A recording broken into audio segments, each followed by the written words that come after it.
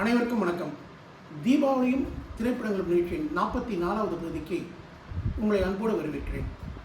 இந்த நிகழ்ச்சியில் 1938 தொடங்கி 1986 வரைக்கும் தீபாவளிக்கு ரிலீஸ் ஆன படங்கள், அதில் வெற்றி பெற்ற படங்கள், தோல்வியடைஞ்ச படங்களை பற்றி ஒரு சின்ன அவுட்லைன் நம்ம பார்த்துட்டு வரோம்.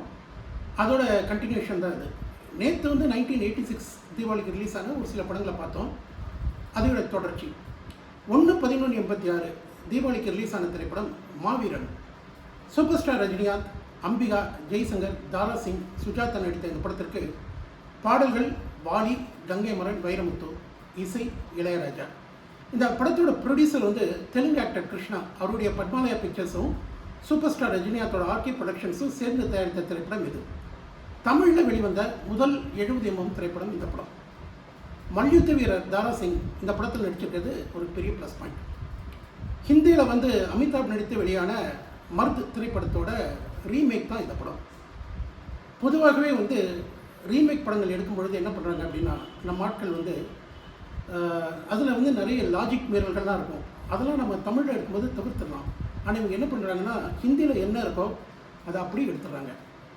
அவங்களுடைய ரசனைங்கிறது வேறு, நம்ம ரசனைங்கிறது வேறு. உதாரணத்துக்கு சொல்லணுன்னா, இந்த மாவீரன் படத்தில் வரக்கூடிய காமெடி காட்சிகள், ஹிந்தியில் இருக்கக்கூடிய காமெடிங்கிறது பார்த்திங்கன்னா, அவங்க சும்மா ஒரு குண்டா ஒரு ஆள் நடந்து போனாலே உட்காந்து சிரிச்சிட்டு இருப்பாங்க. பட் நமக்கு அப்படி கிடையாது. நமக்கு காமெடி ஸ்கிரிப்ட் எழுதக்கூடிய ரைட்டர்ஸ் நிறைய பேர் இருக்காங்க. அவங்களெல்லாம் பயன்படுத்தி அந்த மூளை கதையை மட்டும் எடுத்துக்கணும். ஹிந்தியிலேருந்து எடுத்துகிட்டு இதையும் கலந்து கொடுத்தா அது ரொம்ப நல்லாயிருக்கும். ஆனால் பெரும்பாலான ரீமேக் படங்களில் அதை அப்படியே எடுக்கிறதுனால நம்மளால் ரசிக்கவே முடியறதில்லை. இந்த படத்தோட கதை பார்த்திங்கன்னா, வெள்ளையர்கள் ஆண்ட போது நடந்த கதை அப்படின்னு சொல்லுவாங்க. ஆனால் பல விஷயங்கள் செயற்கைத்தனமாக இருக்கும். ரொம்ப சாதாரண விஷயங்கள் கூட லாஜிக் பார்த்துருக்க மாட்டார் டைரக்டர் ராஜசேகர். என்ன அப்படின்னா, ஒரு சீனில் துணி துவைக்கிறவர் பாடிட்டே இருப்பார், ஒன்றுமே புரியலை உலகத்துலேன்னு. இது ஒரு சின்ன விஷயந்தான். இந்த படம் நடக்கிறது வெள்ளையர்கள் ஆண்ட காலத்தில். அப்போ இந்த மாதிரி படங்கள்லாம் வரல, இந்த பாட்டும் வரல. இந்த மாதிரி சின்ன சின்ன விஷயங்களை கூட போட்ட விட்டுருப்பார். அதே போல் பெரிய சொதப்பல் இந்த படத்தில் காமெடி காட்சிகள் தான். சூப்பர் ஸ்டார் இயற்கையிலே நல்லா காமெடி பண்ணக்கூடியவர் தான். அவருக்கு கொடுக்கக்கூடிய காமெடி நல்லா தரமான காமெடியாக இருக்கணும் இல்லையா? நம்ம ஹிந்தியில் அமிதாப் பண்ணுற காமெடியெலாம் தூக்கி அப்படியே கொடுத்தா அது எந்த அளவுக்கு ரசிகர்கள் ரசிப்பாங்கன்னு சொல்ல முடியாது. இளையராஜாவை பொறுத்த வரைக்கும் 6 track ஸ்டீரியோஃபோனிக் சவுண்டில் ரொம்ப அருமையாக ஒளிப்பதிவு பண்ணியிருப்பார். பாடல்கள் எல்லாமே நல்லாயிருக்கும். நீ கொடுத்ததை திருப்பி கொடுத்தா, முத்தமாக கொடு, ஹே மைனா, எழுகவே படைகள் எழுகவே, வாங்கடா வாங்க என் வண்டிக்கு பின்னாலன்னு பாடல்கள்லாம் நல்லா கை கொடுத்தது. ஆனால் ராஜசேகருக்கு இந்த படம் கை கொடுக்கல. போன தீபாவளிக்கு படிக்காதவன்னு ஒரு சூப்பர் ஹிட் படத்தை கொடுத்தாங்க, சூப்பர் ஸ்டார் ரஜினிகாந்தும் ராஜசேகரும் இணைந்து. ஆனால் அதே காம்பினேஷன் தான் இந்த படம் எதிர்பார்த்த வெற்றியை பெறவே இல்லை. மற்ற எந்த சூப்பர் ஸ்டார் படத்துலையும் இல்லாத ஒரு விஷயம் இந்த படத்தில் இருக்கும். என்ன அப்படின்னா, படம் ஆரம்பித்து 27 நிமிஷம் கழித்து தான் டைட்டிலே வரும். இது வேறு எந்த ஒரு சூப்பர் ஸ்டாரோட படத்துலையும் நீங்கள் பார்க்க முடியாது. முதல் 27 நிமிஷம் டைட்டிலே வராது. 27வது நிமிஷத்தில் தான் இந்த படத்தோட டைட்டிலே வரும். 1986 தீபாவளிக்கு ரிலீஸ் ஆன இன்னொரு திரைப்படம் பாலைவன ரோஜாக்கள். பிரபு, சத்யராஜ், லக்ஷ்மி, நளினி நடித்த இந்த படத்திற்கு தயாரிப்பு முரசொலி செல்வம், இசை இளையராஜா, கதை வசனம் மு கருணாநிதி, டைரக்ஷன் மணிவண்ணன். வர்தா அப்படிங்கிற ஒரு மலையாள படத்தோட ரீமேக் இது. இந்த படம் பத்திரிகை சுதந்திரத்தை பற்றி பேசக்கூடிய ஒரு திரைப்படம். ஆக்சுவலாக பார்த்திங்கன்னா, பூம்புகார் ப்ரொடக்ஷன்ஸ் அவங்களுடைய ப்ரொடக்ஷன்ஸே ஸ்டார்ட் பண்ணி வச்சுருந்தாங்க. அதுக்கு திரும்ப உயிர் கொடுக்கணும் அப்படின்னு சொல்லிட்டு இந்த படத்தை, பாலைவன ரோஜாக்கள் படத்தை எடுத்தாங்க. இந்த படம் ஒரு வெற்றி படமாக அமைந்தது. சத்யராஜுக்கு நல்ல பேரை வாங்கி கொடுத்த திரைப்படம் இது. 1986 தீபாவளிக்கு ரிலீஸ் ஆன திரைப்படம் கண்ணுக்கு மை எழுது. சரத்பாபு, சுஜாதா, பானுமதி நடித்த இந்த படத்திற்கு இசை இளையராஜா, எழுதி இயக்கியவர் மகேந்திரன். பானுமதி ஒரு நீண்ட இடைவெளிக்கு பிறகு நடித்த படம்.